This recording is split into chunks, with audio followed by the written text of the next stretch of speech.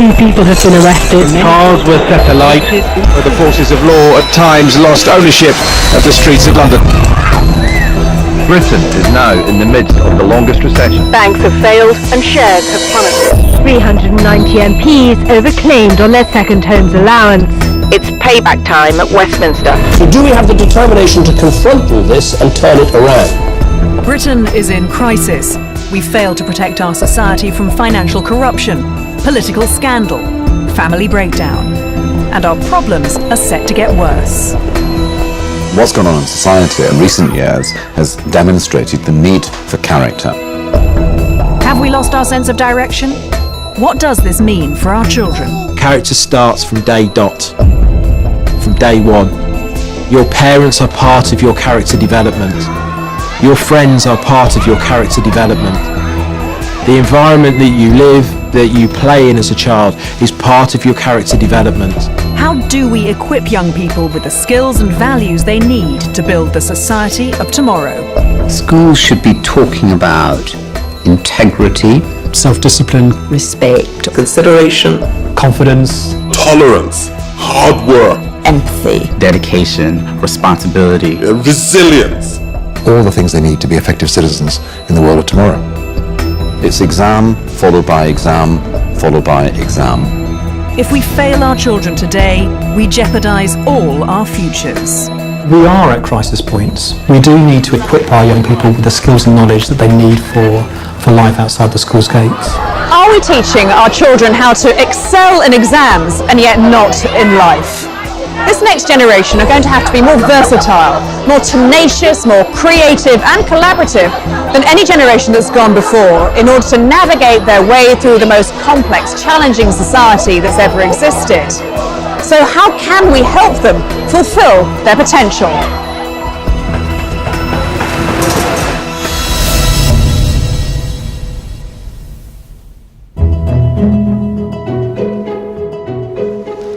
I'm Katie Derham, and with 2 children aged 14 and 9, both rapidly working their way through our education system, like many parents, I'm concerned they really make the most of all those hours they're spending at school so that they can really fulfill their potential.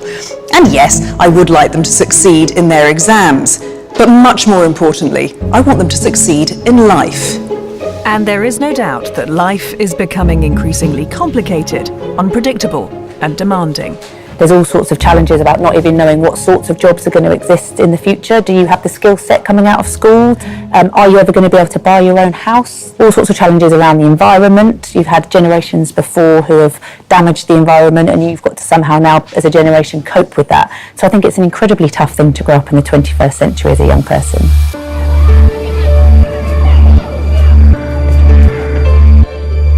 Many employers say that school leavers these days, even the ones with really good grades, simply can't communicate effectively. And the CBI go even further.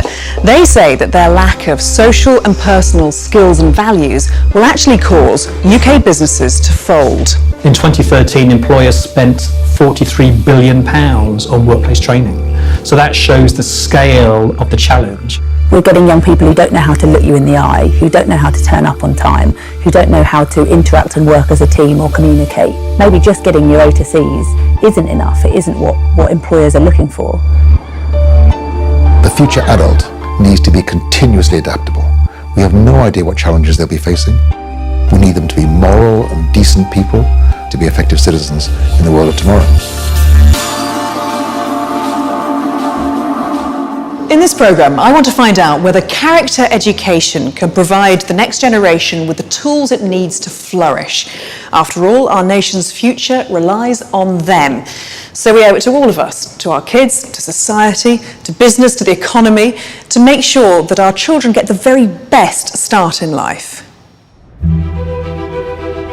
We still have a system that fails too many.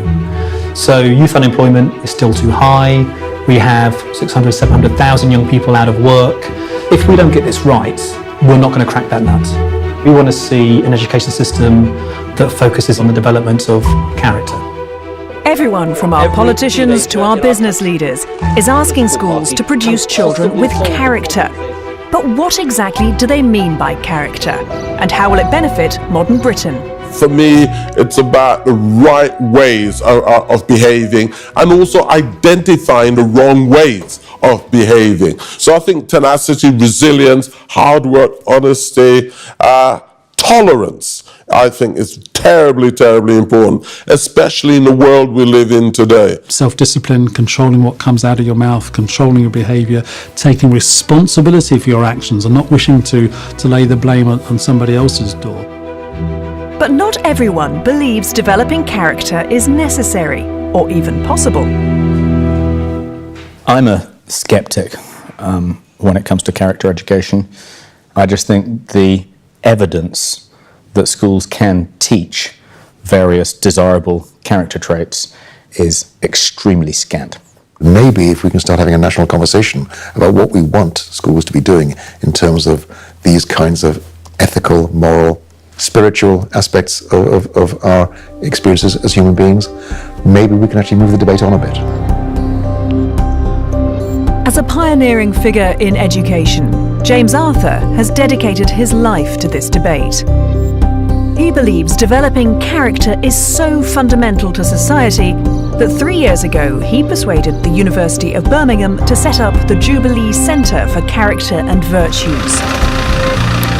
Clearly, this isn't just a philosophy, it's a mission. So, James, tell us first of all why you felt it was so important for the centre to take on this work on character in the education system. I saw a gap in schools that had become too instrumental, too focused on short-term gains in terms of examinations, and an obsession with league tables. I felt that this was missing something. It was missing what good education is, and good education is also good character education. We find that if you develop the character, the exams look after themselves.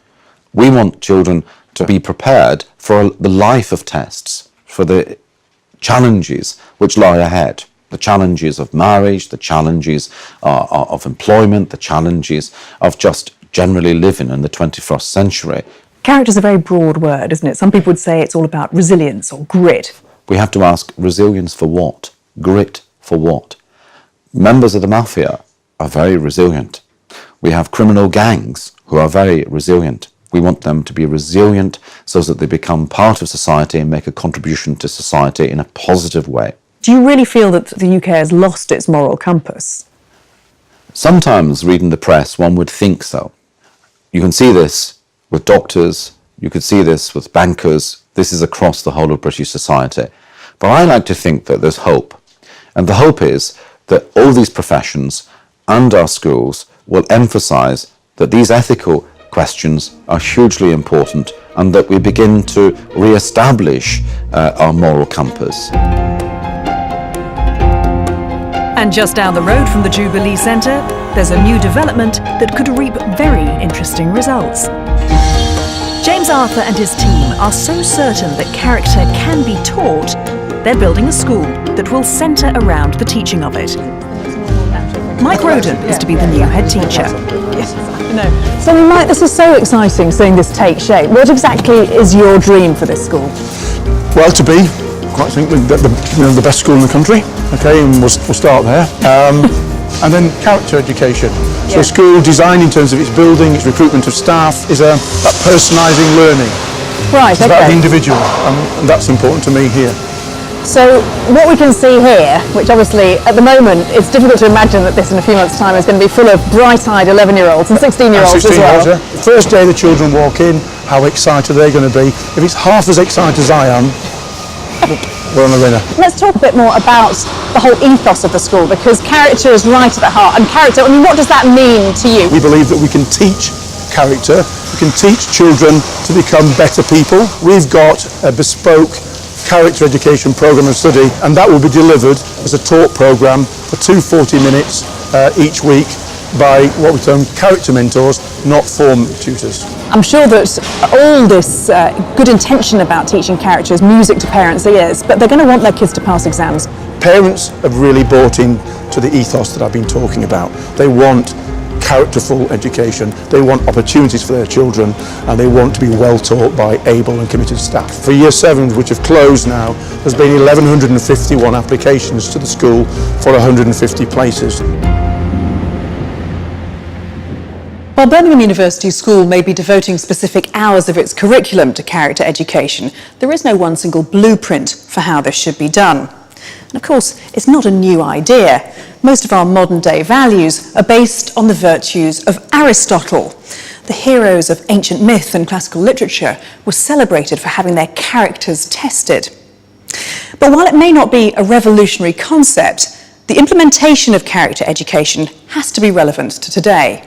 Character is a set of interlocked skills and virtues which form a person and represent what a person is. And the virtues can be described as the civic virtues, things like service, volunteering, intellectual virtues, the ability to think through ideas, to think through what is the right thing to do, but also these moral virtues of honesty, of justice, of ideas, of service to others, not just simply tolerating others, but being truthful in situations. Every school has to make its own decisions about this. I think schools are not there to try and mould children's characters. Not least because they can't. But the DNA plays a far bigger role than we've hitherto understood. And as we understand more and more about the human genome, and as more and more research is done into the link between characteristics and DNA, we're beginning to discover just how much of your personality is essentially a blueprint which is set when you're born. I don't think it's all about genetics. You can cultivate and acquire character through your social environment. Why would a teacher become a teacher if it was predetermined? So we mustn't limit our ability to develop the character by thinking it's all about genetics. The question, can character be taught, can only really be answered by seeing it in practice. And schools throughout the UK are interpreting character education in many different ways. Some claim to be seeing really significant results. Just 12 years ago, King's Langley School in Hertfordshire was placed in the bottom 3% of schools in the country. It was about to be shut down, which was no surprise to the head teacher tasked with turning it around, Gary Lewis. Appalling behaviour, very low standards at everything actually, and so we went for a 7-year programme of steady, controlled improvement. It has been a long term which has seen you work extraordinarily hard. Not taking any shortcuts, building up our character and ethos as a school step by step with each year group, and I believe that now we're in a very successful position. I mean, roughly we're in the top quarter of schools in terms of our examination performance, which I think we're very pleased with. You're clearly all aware of what procrastination is. So it's this constant, okay, I'll do it tomorrow, I'll do it next week. We must have schools that are very well led, well managed, behaviour must be excellent, but they must also be places where youngsters can flourish, make mistakes, learn to be creative. And I really don't think they can do that if they are constantly preparing for the next test or the next examination. We're providing an environment that promotes and nurtures good character. It's 360 degrees, it's not just one aspect of what we do. And it doesn't take long for new students to catch on to the school's ethos. So well done, playing very, very well. You've only been here for about a term, haven't you, at King's Langley? So how is it? How's it different from your primary school? It's really fun. It's longer days, but... So you've been learning all about character here at King's Langley. What does that mean? What kind of stuff have they been teaching you? They teach you like how to behave and how to respond to things when you're older, and how you can learn from your mistakes in doing things.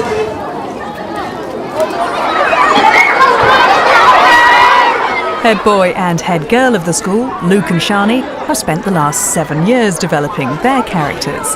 So tell us a bit about what the character teaching here has meant to the two of you and how you feel it's affected you. There's 3 character words that Mr. Lewis uses: empathy, self-regulation and stickability, and I think we sort of lead with those 3 character traits It's like when I first came into this school, I was an extremely shy child. I wouldn't do anything, I wouldn't speak to anyone. And you're not that now. Exactly. Somehow I'm not. Do you think that this character education is going to help you achieve your goals? It is so important to have those grades, but I don't think I would be able to go and do the things that I want to do if I couldn't talk to people, if I wasn't socially aware. You wouldn't be able to go out into the world that we live in and survive. However, according to Deputy Head Ruth Jennings, embedding character education into a school is a gamble. Is it something that you think you could replicate in another school? I mean, would you fancy taking it on somewhere else? As much as I think it would be worth trying to replicate, because I do think it works, I don't think in the Ofsted system it's feasible. You're given 18 months as a new head teacher to try and turn a school around. It's not something I'd want to take on. But that seems such a shocking criminal waste of somebody talented like you to not take this on to another school just because of the system. You're trying to change parents, pupils, teachers' perceptions, to try and change that around in 18 months. And if you don't do it and the results don't improve, as a head teacher, you're out. There are many, many head teachers who lose their jobs following Ofsted inspections. It won't necessarily show as a sacking, but head teachers will move on following Ofsted inspections on a regular basis. And don't mind saying that because that's a fact. Ofsted inspects state schools on average every 3 years. And as we discovered while filming, they don't give much warning. Good morning, Gary Lewis speaking. We've had an interesting phone call at 12:10 today. Ofsted rang. So we'll have a full inspection team visiting the school tomorrow and Wednesday. A lead inspector with 3 additional inspectors. I'd like to say we were looking forward to it, but that would be an absolute lie. But it's a challenge that all schools have to go through. Ofsted is obsessed by metrics. They look at tables, they look at what the school league tables, they look at how many children pass examinations, they compare them with the national average, etc.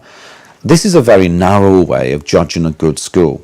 A good school is about a good education, and you cannot reduce a good education to a set of exam results on a table. Britain is not alone in the debate on character education. Instilling character in the next generation is a global challenge, and many countries are adopting different methods of teaching character in school. Scandinavia, parts of the Far East, America and Canada, there's loads of examples of education systems that have this just much more embedded, that you're trying to create the rounded individual, not just, a hothouse for academic excellence. If you go to a place like Singapore, it is centrally part of their educational system. It's an authentic mandate, there's financing behind it, there's curriculum about it. Every school has it. I don't want to hold them up as perfect, but they are very, very good, and their results on the world stage are way up there. One of the things we find in the Far East countries is that for them, philosophy and becoming a good citizen is part of the purpose of education. In the United Kingdom, in the United States, it kind of gets bolted on as an afterthought. And I think America's done a much better job than Britain has. The USA in particular has been trying to build character in many of its schools. So how do they do it? And what can we learn from them? I challenge all our schools to teach character education, to teach good values and good citizenship. At stake are not just the details of policy, but fundamental principles of social justice and the character of our country.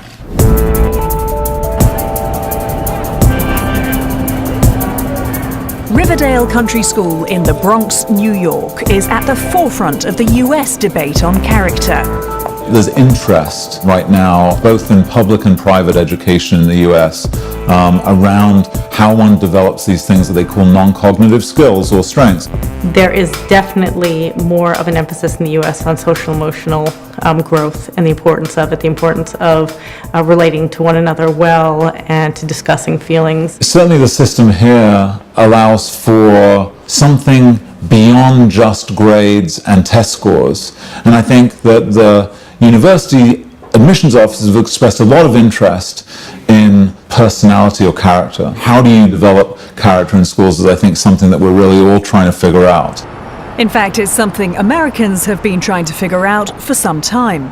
In the US, there was definitely this sort of character movement in the 80s. I don't think there was much science behind that. It was a view that somehow character was lacking. And I think that became co-opted by a sort of political view of this, particularly by the right in America. The only way that something like this can be successful is if it's not a Republican or Democratic sort of campaign platform.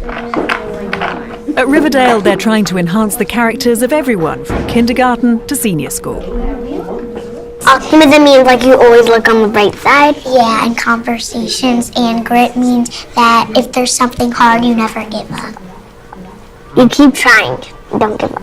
Adventurous means you try stuff like you've never done before. Like you never tried soup, you try it and you might like it. So it kind of helped us a lot because then now we know we have to do those things to have a good life. And when we're upstairs, we're going to have to work very hard on our homework. So we're going to show a lot of grit. That's for sure.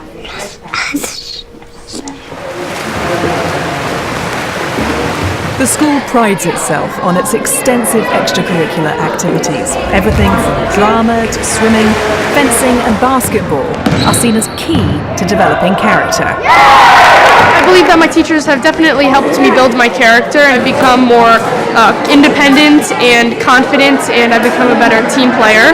In Riverdale, where character is such a big part of this society, that there's a lot of self-respect, there's a lot of mutual respect. He's grown to become a young man. The concept of the American dream seems like completely wedded to the idea of these character strengths. And I think the American dream, I guess, was this idea that, you could find social mobility through, incredible effort. Just a few miles south, the American dream is alive and well in the Harlem Children's Zone, a group of schools that are financially and socially poles apart from Riverdale. They believe character education will inevitably improve the life chances of their students. We weave it in everything that we do. It's a part of the ethos of the Harlem Children's Zone. There are a number of key characteristics that we try to focus on. Leadership, for one, resilience, perseverance, love of learning, responsibility, citizenship. You should always learn about character ed because you can learn new stuff like responsibility and honesty and respect. Respect is about treating people how you want to be treated.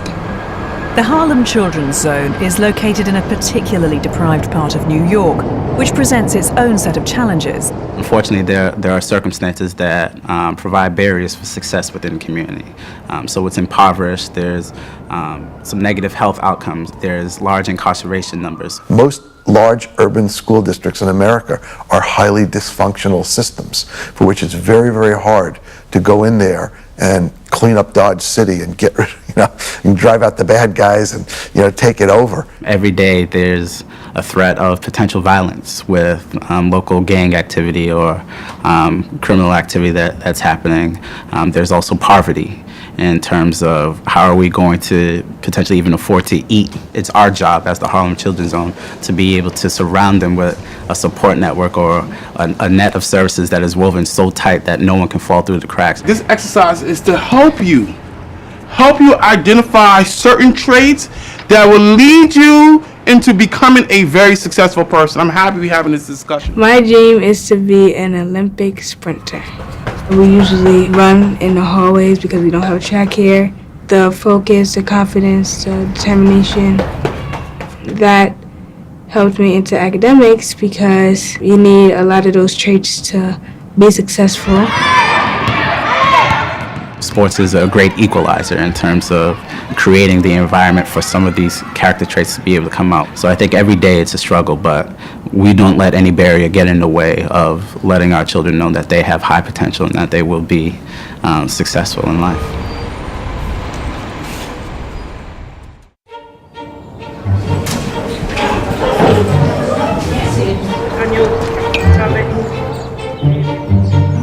Inspired by a visit to the States, the senior management team of secondary school King's Leadership Academy, including Principal Shane Erston, decided to form their version of the American model. And in 2012 transplanted it slap bang in the middle of Warrington.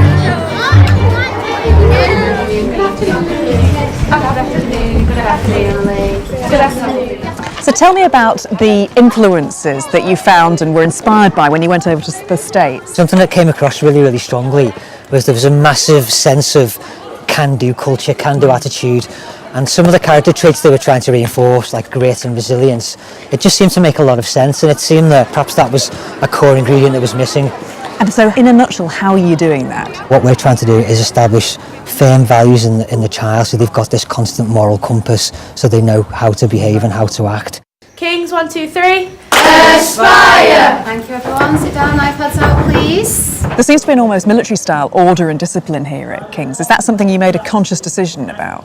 The children constantly check their own behaviour. They don't need the staff to regulate them. And that climate can look militaristic when in actual fact it's just really good behaviour. I noticed some kids doing jiu-jitsu and I know they do fencing as well. These aren't standard sports for schools, are they? One of the things about those sports is they focus on mastery and concentration. So the child has to sort of repeatedly develop a real focus to be successful in those particular sports. And we think that aligns itself really well with character. In the morning, the school concentrates on academic studies, and the afternoon is dedicated to character-building extracurricular activities, which results in a longer school day. In America, they worked longer hours and they did it differently, but so much of it was about building about the confidence of the child and a child's belief that they could achieve. And that's the belief that I've tried to put into King's Leadership Academy. So what does character education mean to the pupils? It's a topic regularly discussed in the school's parliament. Welcome to King's Leadership Academy School Parliament. Let's get down to business. Could I interrupt Prime Minister and Parliament? Yes. My name's Katie. I'd love to ask you a couple of questions if that's all right. So Jo, do you think that character is something that you were born with? No. I think character is something that people work on. I think character is something that's made better by being taught it through leadership lessons and public speaking. How do you think the school and all their ideas about discipline and character have changed you? I'm definitely more self-aware now. I've got a lot more respect for the people around me and a lot more respect for the school and the teachers. I think if schools concentrated more on character development, we find a society where we're far more competitive within this world, producing more leaders, better team players, and a more dynamic society. This school, it really pushes you to try your best and to not only be good at your work, but also be good at just being yourself. So Colin, as a parent at the school, I know you've got a son in year 7 here. What effect has it had on him, the emphasis on character at King's? Well, it's really been quite astounding. He started year 7 in September, just a few months ago, as quite a quiet, shy little boy, whereas now he's really come out of himself. He's speaking to grown-ups and other people with a massive amount of confidence. This obviously means an awful lot to you. What they're doing at King's is really, really special. They're focusing on removing the ceiling and making sure that every child, regardless of their background, can achieve the very highest heights, and no dream is too small for any of these children. Okay, how do you think motivation influences leadership then? Teachers obviously play a huge part in making those dreams come true. Educators have golden hearts. The vast majority truly love children, and they come to education to serve children's best interests. They probably spend more time with their teachers than they do with their parents. So teachers have got a massive role to play in a child's life. They can make or break a child. In England, as long as you go to school, it doesn't matter very much which school you go to. And yet, the teacher you have makes an extraordinary difference. So the teacher you have makes about 4 times as much difference as which school you go to. So undoubtedly the responsibility of teaching character weighs heavily on the shoulders of teachers. But should it? Or is it all down to the parents? Those youngsters who have tremendous support from home, who have high expectation, who have had fantastic nurturing from word go, they are set on a course that normally leads to success. Yeah, the youngsters who have been denied that for one reason or another, they face a challenge. We have a duty as society to do everything we can as parents, as educators, to ensure that we're a positive kind of role model, because young people will catch that character from us. The old African proverb is it takes a village to raise a child. And I think that as soon as we start saying it's that person's job or it's that person's job, then I think we're in real trouble. And if it takes a village to raise a child, then the Springburn Academy in Glasgow are doing something right. The school is situated in one of the poorest areas of the UK. And a few years ago, it was virtually unheard of for any of its students to go on to university. But things changed in 2010 when they introduced a mentor scheme for underprivileged children. A lot more young people have gone to university in the last 4 years. So that's something that's in itself tells a bit of a story. In 2003-4, 2 young people went to university, whereas in 2013-14, 52 young people went on to higher education. The children spend around an hour a week developing their character with a personal mentor. If you've had some issues in your life and your affiliation with the school hasn't been as big a thing, then this is another way to bridge that gap between home and school. I started mentoring after I retired. I wanted to do it because I had been in a family where no one had ever gone to university before, and I understood the challenges that these young people in this area face. Having a mentor is definitely so beneficial. I think the one thing she always taught us and always told us was that we shouldn't look down on ourselves, no matter what school you come from or what you think your background was. You should sort of use that to your advantage and sort of build on that, because when you get into uni it's just a level playing field. It's helped me find my future. My future's not set in stone, so seeing what I want to do, seeing all the different chances, the possibilities, it's helped so much. If you become a young adult, sometimes the last person you want to listen to is your parent. And I think that somebody from outside of the family it can be a very positive role model for a lot of young people. There's certainly a lot of work needs to happen with each young person to sort of help them realise their futures and keep them focused and keep them believing that they can actually attain highly and go into university and into the most competitive courses. As well as the community supporting young people can get a lot out of supporting the community. Young people develop hugely important kind of character and virtue skills through doing social action, so whether that's volunteering or fundraising. We have had a randomised control trials done, supported by the Cabinet Office, of our youth social action projects. So there is really hard evidence that these sorts of activities, done in the right way, facilitated in the right way, will lead to the right sort of character development. They're developing their communication skills, their team building, their resilience, all sorts of other character traits that you're going to need in whatever environment you live in as an adult. So mentors, our community, our teachers, our parents, our genes, they all have an influence on the person we become.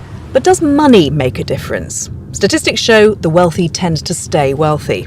If you're privileged, you can pay for a private education, or you can move to an expensive area to be close to a top state school. Many private schools in particular pride themselves on developing children of character. Wellington College is no exception. Historically, performance at a private or public school has outshone almost any school in the state sector. There just seems to be more opportunity at a school like this one, and indeed beyond. And there is strong evidence to support this as well. Take any of those classic traditional leadership roles in our society. 3/4 of our judges were privately educated, 1/3 of the cabinet, half of all our diplomats, and yet only 7% of the children in this country were sent to a private school. Many would argue a well-resourced school is well placed to nurture excellence. But Wellington's master, Sir Anthony Selden, is adamant that regardless of money or background, if you develop character, academic achievement will follow. You simply cannot say that doing the character stuff is at the cost of academic results. It doesn't make any sense. And what's more, there are endless examples of state schools and independent schools that do the character stuff well, that get fantastic results. When you talk about the character stuff, what I want to know really is how you make that work. Schools should be talking about values around kindness, integrity, courage, respect, responsibility, diligence, etc. every day. They should be up in every classroom, these values in the corridors, but much more than that, they should be lived. Pupils at Wellington aim to embody the school's core values. Is it something that you're conscious of, that you look out for in your friends? How does that work? I don't think that you can consciously build character, but because it's kind of everywhere around us, it kind of distills into your subconscious. I think integrity and courage are really important because it takes courage to, you know, uphold your integrity, and integrity is important because without integrity you can't be respectful or responsible when you're in a situation that might compromise your values. When we look out on the world, we tend to only notice stuff that's relevant to us, and we also only tend to notice stuff that fits in with what we already think. Ian Morris teaches well-being classes at the school, which are specifically designed to build character and promote self-awareness. Character education happens when the normal curriculum is being delivered through subjects like English and chemistry, so you acquire intellectual virtues that way. But you can also teach what are called performance virtues. So you can teach children to be more resilient, you can teach them to help build empathy and other moral virtues and relational virtues. One of the big changes that we notice is a kind of a calmness and an ability just to step back and reflect on their lives. And this is a sort of really important part of becoming more virtuous and developing good character. So I think if we can reprioritise education to put well-being, character, flourishing as the main aim, then we can put results in their proper place. Many educationalists believe that being complete, being ready for all that life will throw at you, means being able to cope when things go wrong. However, many also believe that if you attend a very high-performing school, then maybe you never have experienced failure and that you've actually been protected from making mistakes. Failing exams, failing job interviews or university interviews, that will happen to everybody. And if you're not used to dealing with that and picking yourself up, I'm not quite sure how you're going to manage the many, many other disappointments that are inevitable in everybody's life. We have a culture that is intolerant of mistakes, and particularly in our schools, and that's why we end up with students who are just terrified of doing anything wrong. So we have students just avoiding any risks, and that's tragic. I see lots of parents who make a huge mistake and think that loving one's child is about protecting them all the time. Massive mistake. Children are walking behind somebody clearing the path for them, never facing the challenges, never having to have difficult conversations or deal with failure or be told no. That isn't happening. They're not used to hearing that. And ultimately the snowplow of the parent will disappear.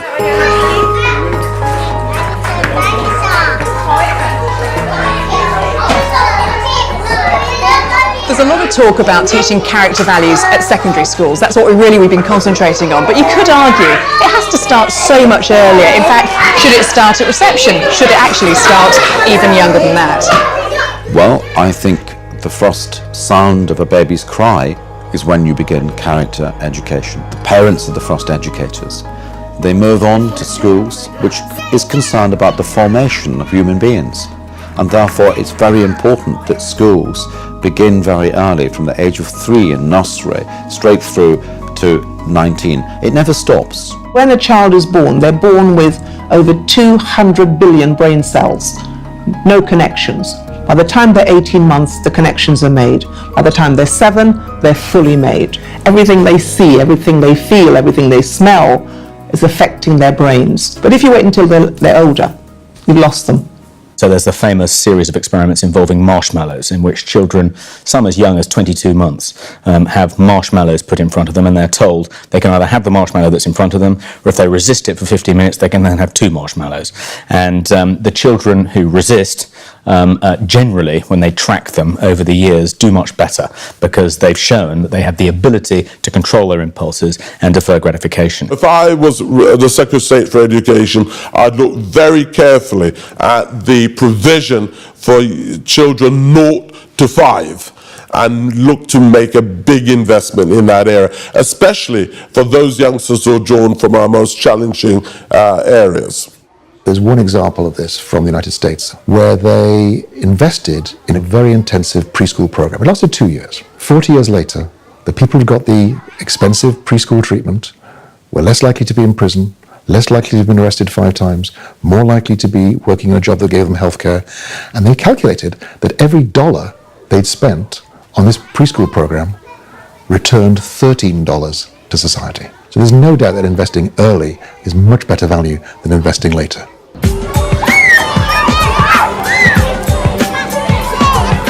As a primary school, Topcliffe in Birmingham is well placed to begin that character investment.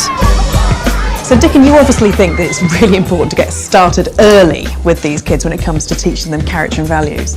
It's really important. They need to start at home before they even get to school. But right from the word go here, from reception, you've got that in mind with the curriculum. Yes, certainly they have to know how to behave, how to interact with each other, what it is to be a member of a much larger society. When they're at home with mum and dad, it's a very small little world. Here, it's the big wide world. The children learn to develop their character through the 5 keys. The 5 keys are like rules, but they're like encouraging rules. 2 of them are manners don't cost anything and every action has a reaction. Hard work, helping others, and tidying up. Stop, or is it stop? Thing, are you doing the right thing? And don't be afraid to ask questions. And respect yourself, respect others, and respect the world around you. It teaches us how to behave while we're little, so it gets into us for when we're older.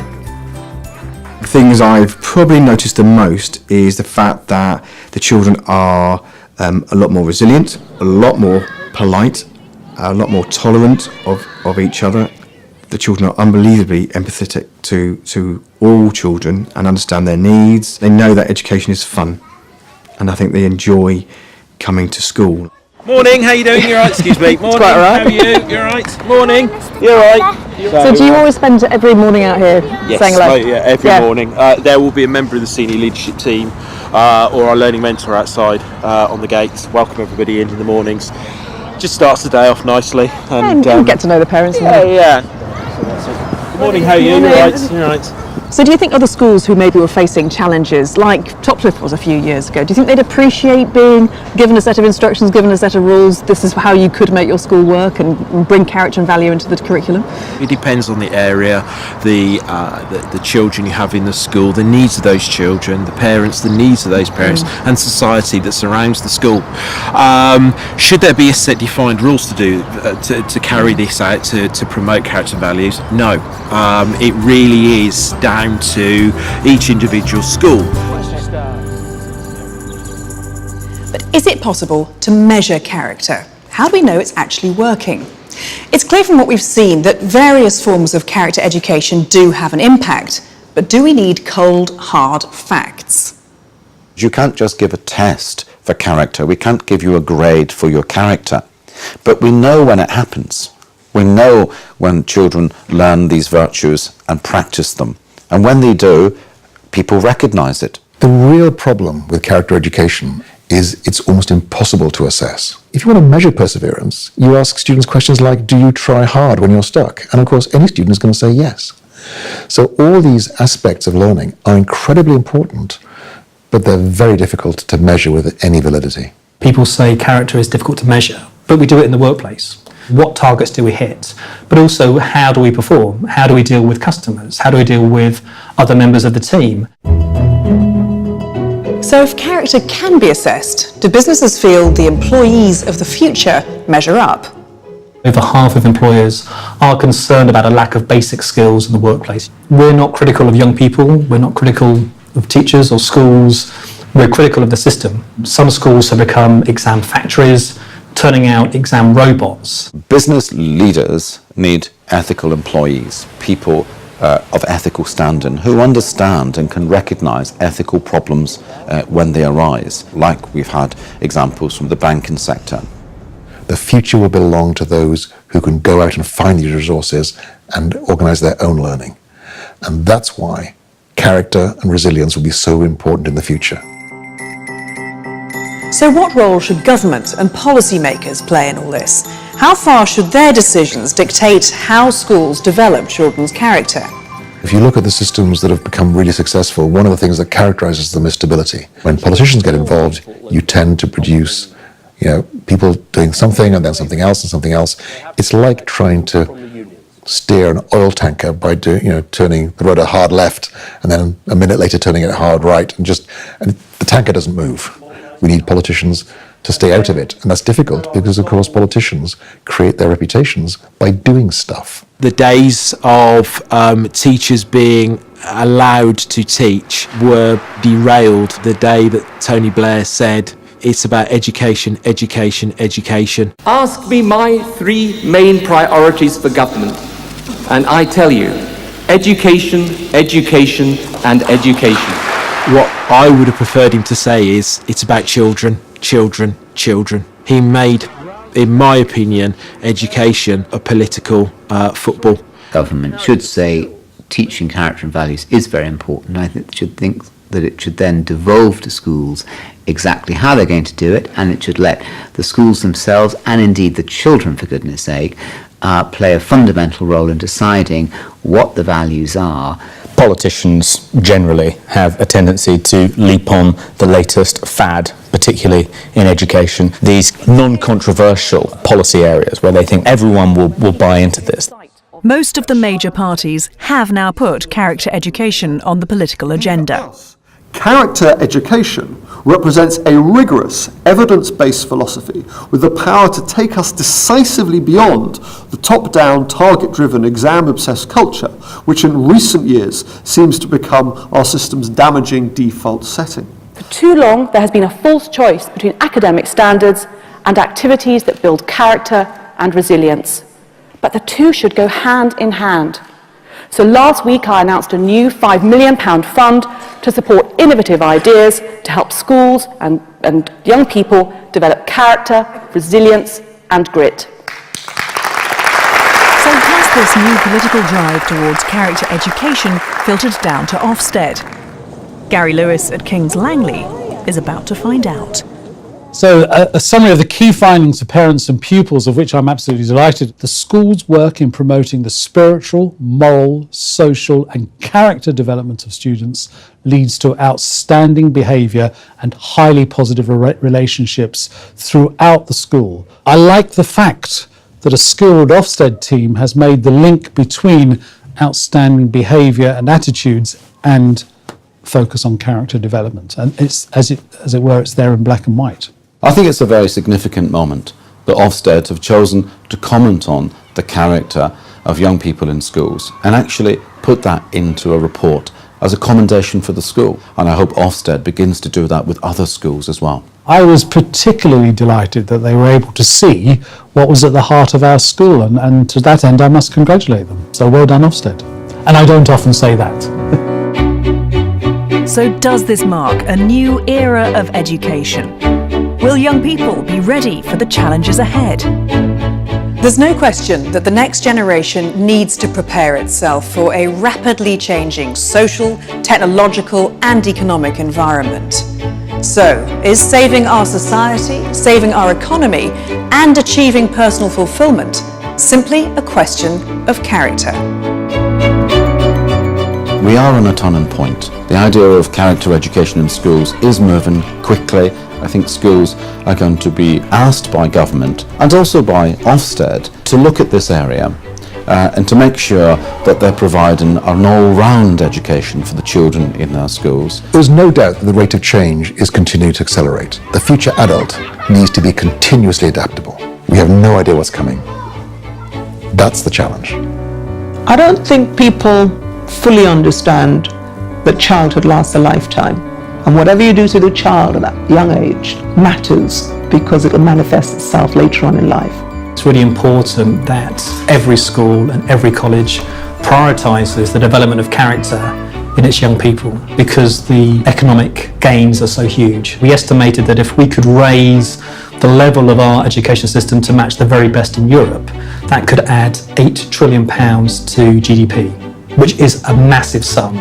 I personally believe that every child has a right to character education and that we owe it to our children to continue this debate and to make sure in every school that we build the character of every child.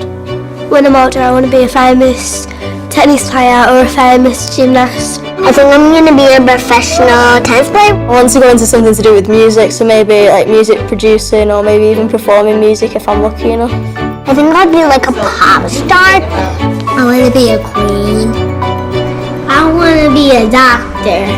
I want to be like an accountant. And I'm going to run for president. I don't want to touch politics. I think it'll corrupt me. When I grow up, I want to be a character ed teacher.